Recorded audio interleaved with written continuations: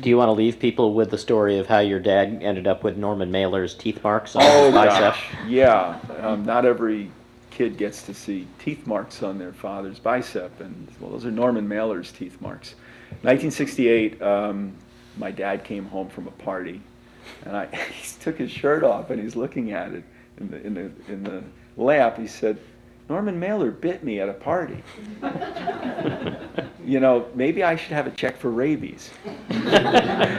and and later I found out, because I'm 7 years old, you know, I just saw him looking at these teeth marks.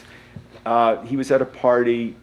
The story is, and I talk about competitiveness of writers. My father had a play called Scuba Duba, which was an off-Broadway hit. And Norman Mailer had a play called Deerfield Park that was a flop. So my dad was invited to Norman Mailer's party in Brooklyn at his condo or whatever. It is a brownstone or whatever.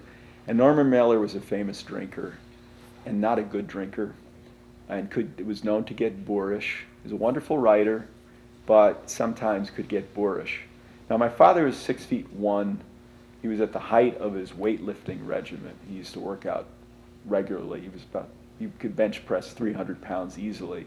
Norman Mailer's this pugilistic guy, but he's not my dad, you know. And I guess he just went up to my dad and punched him in the stomach at a party for no reason.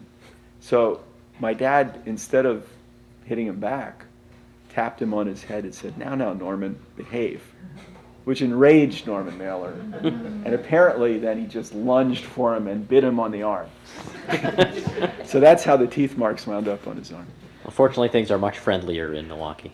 Yes, they are. Thank you. Well, there are snacks, but first let's thank Kipp Friedman.